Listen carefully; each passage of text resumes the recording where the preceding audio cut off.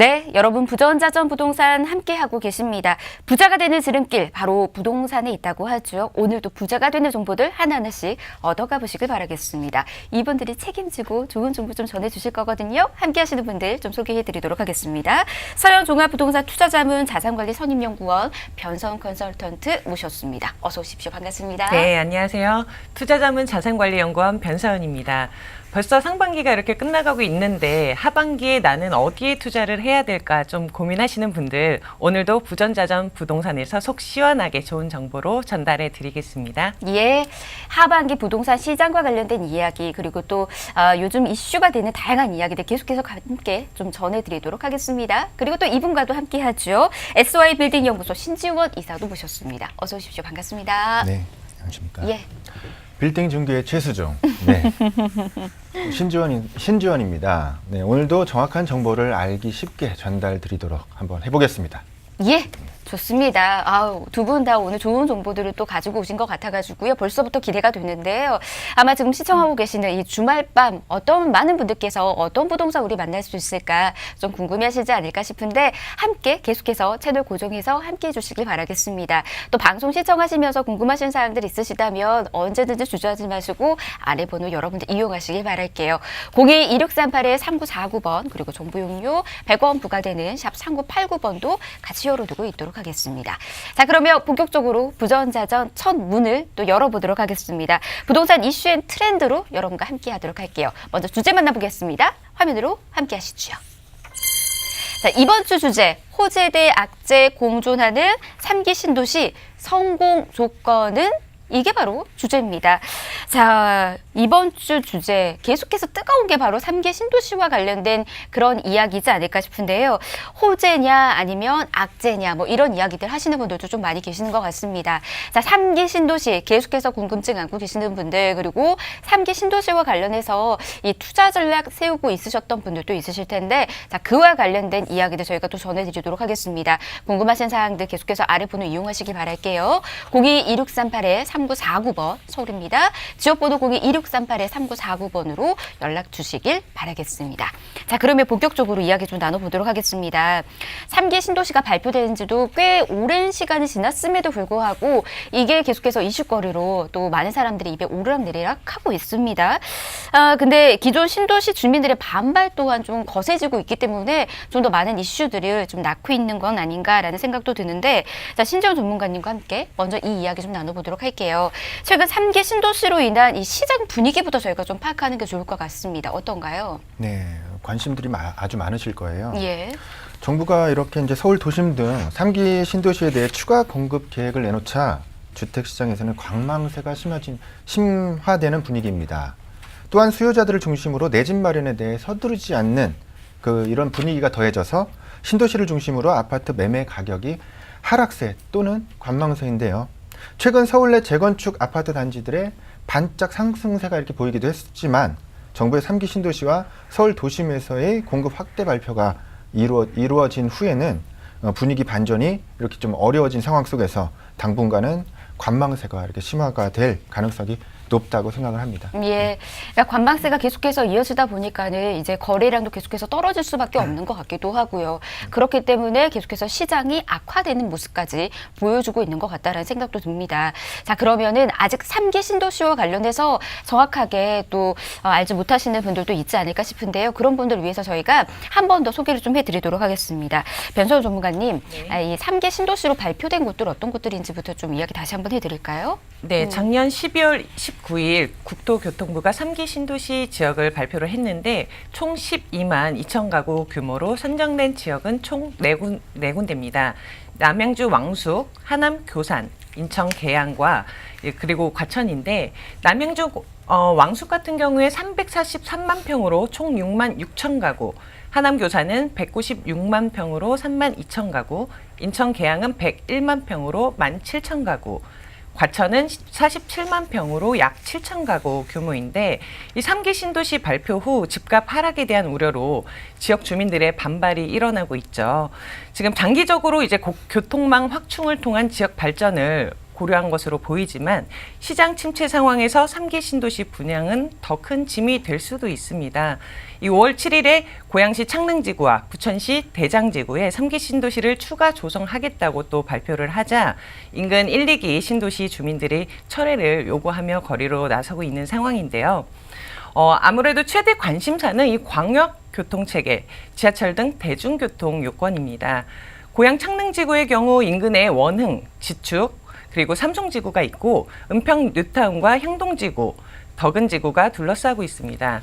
이번에 발표된 신도시는 입주 시기는 조금씩 다르겠지만 전체적으로 2028년 이후가 될 것으로 전망되고 있기 때문에 대중교통 확대에 만전을 기해야겠죠.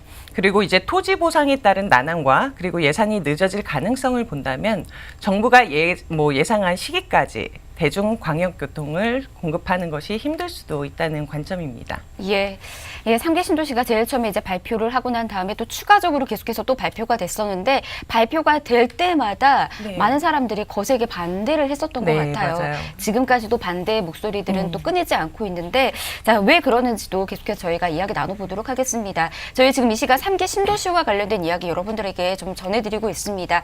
방송 시청하시면서 궁금하신 사항들 계속해서 연락 주시길 바랄게요.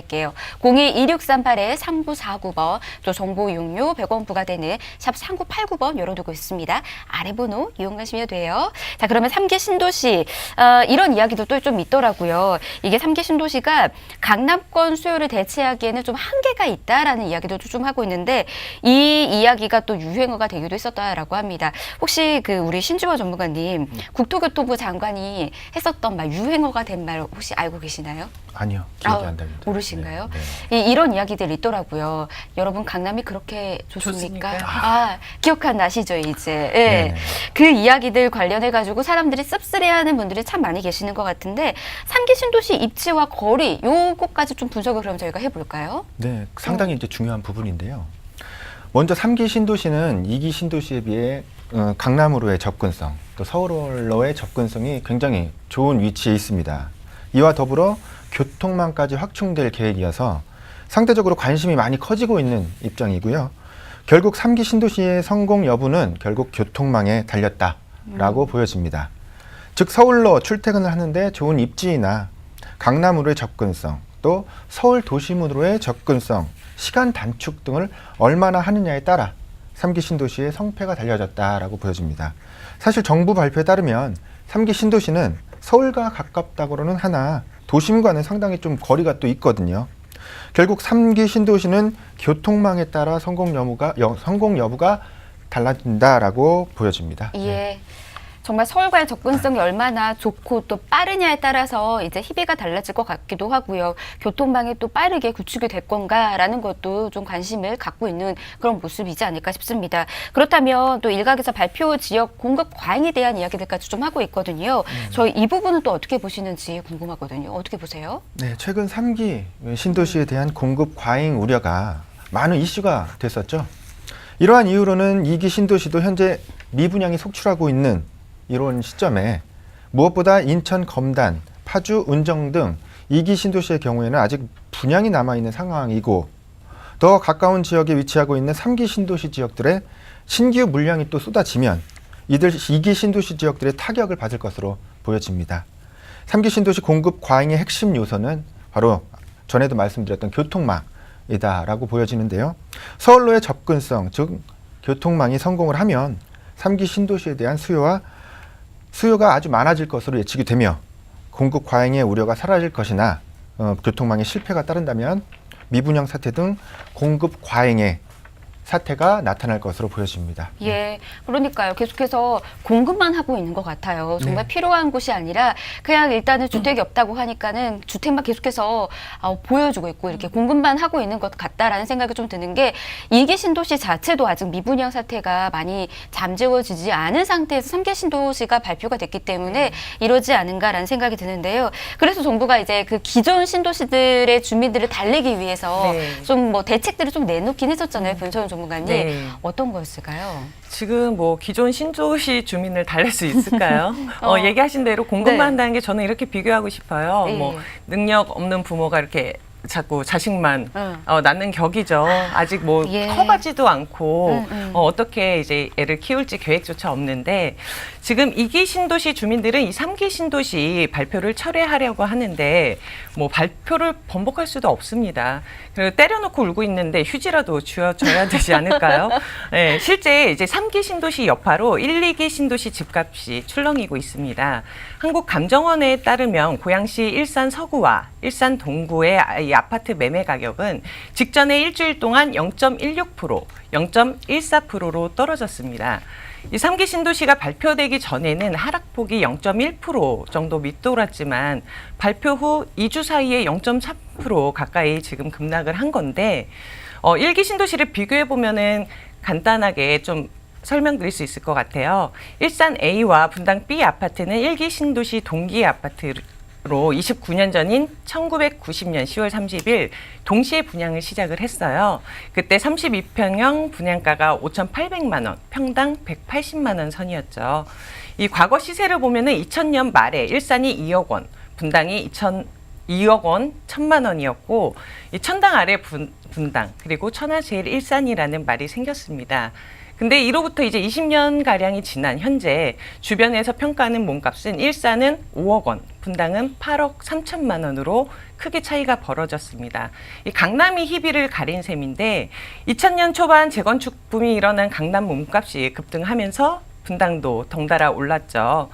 1기 신도시 이제 개발 직후에 서울에서 가장 많이 이사한 곳이 분당이고 서울 이주자의 절반 정도가 강남 4구였는데 이 강남 4구 출신이 입주민의 3분의 1 정도를 차지를 했고요.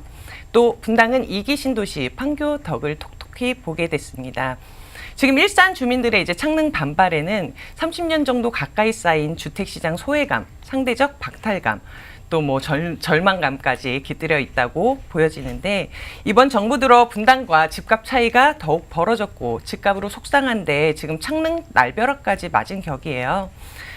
근데 이제 창능이 판교 뭐 테크노밸리 못지않은 성공을 거둔다면 이 창능에서 쏟아지는 낙수 효과로 일산에 득이 될 수도 있습니다. 창능 3기 신도시가 개발되면 어떤 식으로든 일산은 창능에 좌우될 수밖에 없을 것 같다는 전망입니다. 예. 그러니까 분당이 가격이 계속해서 오르는 게 강남과의 접근성이 그만큼 좋기 네. 때문인 거잖아요. 그렇죠. 그 예. 영향이. 그러니까 계속해서 집값이 오르는 건데 그러니까 자꾸 이 말씀 좀 해드리게 되는 것 같아요. 교통망이 그러니까 중요하지 않은가라는 생각이 맞습니다. 드는데 그러면 신도시 입주 전에 이제 이 3기 신도시 쪽의 교통망 구축이 현실성 있는 이야기인지 이 부분도 좀 짚어봐야 될 것 같습니다. 변수원 전문가님 어떤가요? 뭐 개인적으로는 현실이 이루어졌으면 좋겠습니다. 지금 3기 신도시 이제 후속 대책으로 경기 서북부 교통 대책 개선안이 나왔는데 인천 2호선과 그리고 복선전철 등 이제 일산 신도시와 연결하겠다는 구상안이고요. 하지만 이제 실제 교통망을 확충하는데 상당한 시간이 소요될 것으로 보여집니다. 지금 정부는 신도시 주민들이 낸 교통 부담금으로 예비 타당성 조사를 면제받겠다는 입장이지만 이 속도를 내도 개통까지는 한 10년 정도 걸린다는 게 이제 대체적인 시각이고요. 지금 핵심 교통인 GTX A 노선도 지난해 착공식은 했지만 첫 삽을 뜨지도 못했고 부천 대장지구는 아예 철도 계획이 빠져 있습니다. 지금 이제 GTX B 노선을 통해서 서울역까지 30분, 여의도까지 25분 안에 가겠다는 건데 심사 중인 예타가 여전히 걸림돌이고요. 3기 신도시 지역 이제 주민들은 지금도 출퇴근 시간 정체로 고통을 겪고 있는 상황에서 신도시까지 생기면 교통 대란이 벌어질 것을 우려하고 있습니다. 현재 3기 신도시 광역교통 개선 대책을 올해 말에 확정 발표를 한다고 하니 좀 기다려 봐야 할 것 같습니다. 예. 기다릴 수밖에 없긴 하지만 이제 기존에 그 지역에서 사셨던 분들도 교통이 참 불편해서 힘들다라는 말씀 계속해서 했는데 3기 신도시까지 이제 마련이 됐으니까 이게 정말 빠르게 교통이 해결이 될 것인가 계속해서 궁금해할 수밖에 없지 않을까 싶습니다. 자, 저희 지금 계속해서 이렇게 3기 신도시와 관련된 이야기들 여러분들에게 전해드리고 있습니다. 방송 시청하시면서 여러분들 궁금하신 사항들 있으시다면 계속해서 연락 주시길 바랄게요. 친절하게 저희 상담 도와드리도록 하겠습니다. 하겠습니다. 02-2638-3949번 서울입니다. 지역번호 02-2638-3949번으로 연락 주셔서 3기 신도시와 관련된 궁금증 풀어가 보시길 바라겠습니다. 이렇게 이제 저희가 3기 신도시의 그 교통에 대한 이야기를 먼저 좀 전해드렸습니다. 근데 교통 외에 다른 방법은 없을까? 또 이렇게 또 생각하시는 분들 있지 않을까 싶은데 신주현 전문가님, 교통 외에 다른 방법은 없나요? 교통이 뭐 가장 중요하겠죠. 가장 크겠죠. 가장 중요한데 교통을 제외하면은 우리가 이제 중요할 부분이 뭔가 좀 생각을 해보면 예. 바로 자급자족 도시를 만들어내야 된다라고 보여집니다. 예를 들어 판교, 아까 말씀드렸던 분당에 있는 판교가 좋은 모델일 수 있다라고 생각이 들거든요.